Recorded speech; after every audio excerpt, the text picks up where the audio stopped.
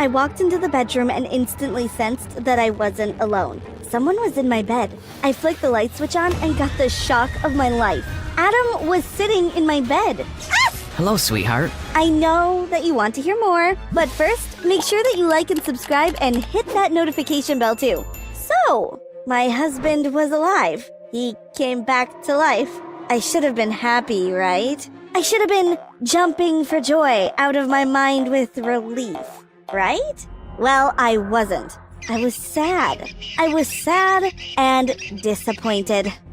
You see, I haven't been completely honest with you. You've probably read the title of this video and realized the truth. I tried to murder my millionaire husband. This is what actually happened. I hired someone to kill my husband. I knew there was no way I could do it myself. So I did some research and eventually I found someone who was willing to do it for me. Of course, they wanted a lot of money to do it, but that wasn't a problem. The night of the murder, I told Adam that I had to go out to do some shopping. All the time I was out, I couldn't stop thinking that Adam was about to be killed.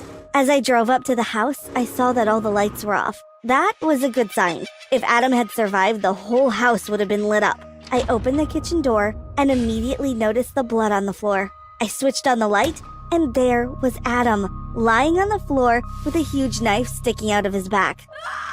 Of course, I had to give a fake scream, just in case anyone was listening.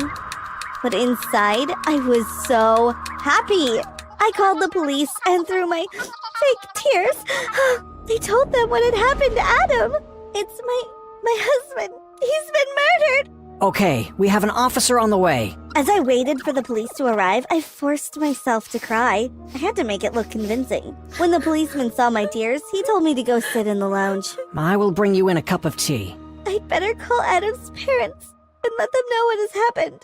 Now, I did feel a bit sorry for Adam's dad, but when I heard his mom crying in the background, I felt nothing. I knew that she had always disliked me. She never thought I was good enough to marry her son. That's why it didn't surprise me when the police turned up the next day to arrest me. I was prepared for it because I knew that Adam's mom would accuse me. When they took me to the cell, I wasn't worried. I knew that Adam's dad would help me out. Sure enough, it didn't take long before he had paid my bail and the police let me go. It wasn't easy at Adam's funeral, though. I was surrounded by all his family and friends, and of course all eyes were on me. I had to keep pinching my own arm to force myself to shed tears. When they played Adam's favorite song, Happy, I nearly burst out laughing. Yes, I was definitely happy. After the funeral, we all went back to Adam's parents' house. Everyone was so nice and friendly with me. I was so happy that no one was suspicious of me. But the thing that made me the most happy was the time I went back to see all the homeless people that I used to hang out with. I made an excuse that I was there to ask them some questions, to see if they knew anything about Adam's murder. But really, I was just there to show off. I drove up in my luxury car, wearing designer clothes, and carrying an expensive handbag. I loved seeing the looks of jealousy on their faces. Get out of here! You're not welcome! I didn't care that they hated me. I got to drive away, and I had a huge grin spread across my face. They don't bother me. I have everything I want in life now. You're probably thinking pretty bad of me right now, but you don't know the whole story. You see, my relationship with Adam wasn't as lovey-dovey as you think. He was actually quite mean to me sometimes. He was always putting me down, especially when we went out to fancy restaurants. Of course, I hadn't been used to eating in places that expensive. I didn't know all about etiquette, etc. But instead of helping me to learn stuff, he just made fun of my mistakes. How to get away with murdering a millionaire 101. Or so I thought. What are you doing here? What? No, honey. Thank God you're alive. Yeah, of course. Come off it, Selena. Who are you trying to kid? I knew all along that you were plotting to kill me. I started to panic.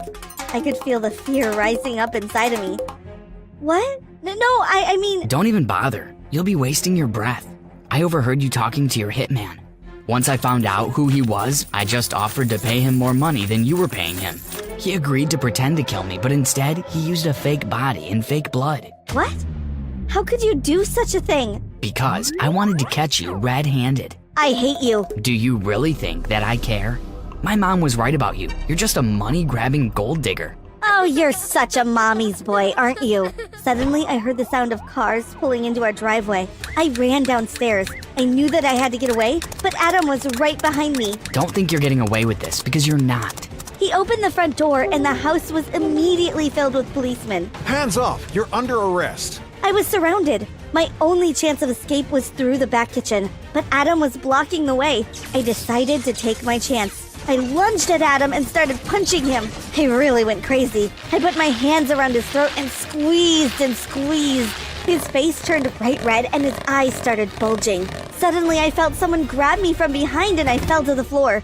2 seconds later, handcuffs were being put on my wrists. That's enough from you, young lady. You're coming with us. I could hear Adam gasping for breath. Keep her away from me. She's crazy. Crazy for ever marrying you, yeah! I can't believe I ever had any feelings for you. I thought you were such a nice girl, but you are evil. Ah! I tried to lunge at Adam again. I was so angry at that moment. But the police held me back. Adam just stood there laughing at me. I hope you rot in jail. The policeman took me to the station and locked me up in the cell. I was so angry. I started kicking the cell door and the walls. I picked up the lamp beside the bed and threw it at the wall, smashing it into 100 pieces. How could it all have gone so wrong? I thought I had the perfect plan. If it wasn't for that stupid, greedy human, everything would have turned out as I wanted it to. I'm not exactly sure how long they kept me in the cell awaiting my court case, but eventually the day arrived for me to face the judge. The policeman came to my cell and opened the door. Come with us and make sure you behave yourself in court, okay? I nodded. I had soon learned that it was useless fighting against the police. It didn't get me anywhere. The minute I walked into the courtroom, everyone stopped talking and stared right at me. I could feel their eyes following me as I walked across the room and took my place beside the judge. Do you swear to tell the truth, the whole truth, and nothing but the truth? I do. The prosecution began to describe the events leading up to Adam's fake murder. As I listened to them, I could see Adam's mom out of the corner of my eye. She was sitting there with a smug look on her face. I thought I was going to explode with rage. I hated all of them. But I managed to keep my anger in check. The last thing I needed was to lose it in the courtroom. The judge would not be happy with me at all. Eventually, it came time for the judge to give my sentence. Stand up. I stood up and faced the judge. We find you guilty of the attempted murder of Adam. Everyone in the courtroom started cheering. All of Adam's friends and family were there. All the people that told me I was family to them were now celebrating my downfall. You are sentenced to 10 years in prison. No! Take her away. So, there I was, living in a filthy, dirty prison. No one ever came to visit me. They basically left me to rot there. How did it all go wrong? So, do you think I just accepted my fate? Well, you'd be wrong. I decided that I was going to escape from the prison. I worked out a plan. I knew that there was a vulnerable time when the guards changed shifts. There was about a 2-minute window between one guard leaving and the other one arriving. I watched the guards every night for about a week. Finally, I was ready to take my chance. Just before the guards finished, I called out to them. Hey! I need to go to the bathroom. Hold on, you will have to wait. Oh, I can't. Please let me out now. The guard hesitated for a second, but then came and opened my door. Okay, but be quick and make sure you come straight back here. Of course. I ran off down to the bathroom, but instead of going inside, I waited and watched the guard. When the clock said 5 p.m., the guard put on his jacket and left the room. As soon as he was out of sight, I ran outside. I knew I had less than 2 minutes before the new guard arrived. I just kept on running and running without looking behind me. Eventually, I stopped. I did it! I couldn't believe that my plan had worked. Finally, I was free. Just to be outside in the fresh air felt so good. After that, I lay low for a while. I didn't want to rush into anything and risk getting caught. Once I felt that enough time had gone by, I started to stalk Adam. I watched as he left the house and waited until he came back again. Every day he had the same routine. I knew exactly when he would be home and when the coast would be clear. I waited until I was sure that he was home alone, and I broke into the house. I crept through the hallway towards the study where I knew Adam would be working away on his computer.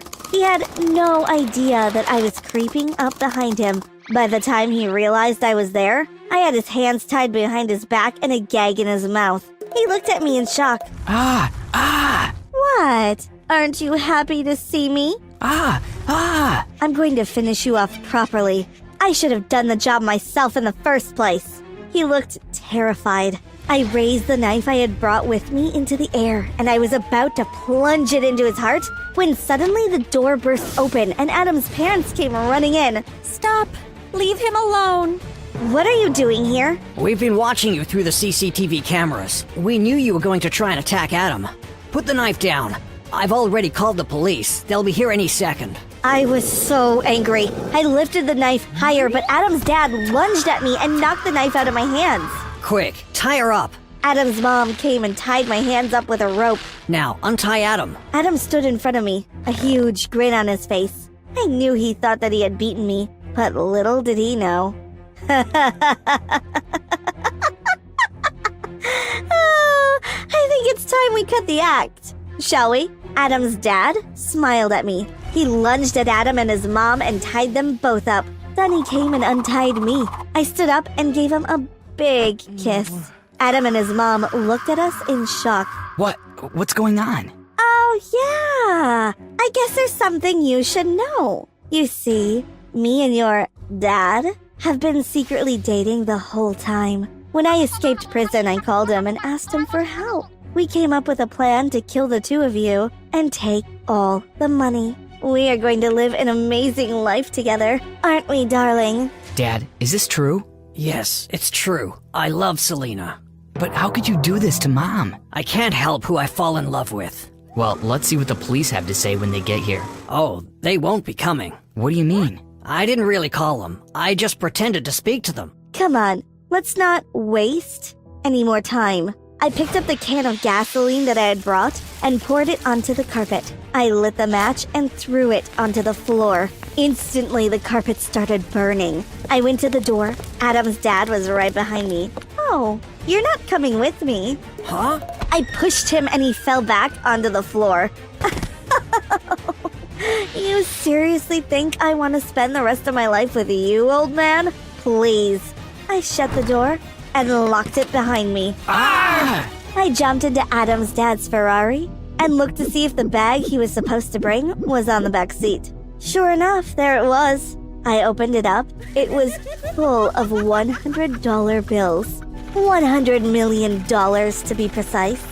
Now, all I had to do was reach the border and cross to Canada. Who knew I would become an expert at getting away with murdering not just one millionaire, but three?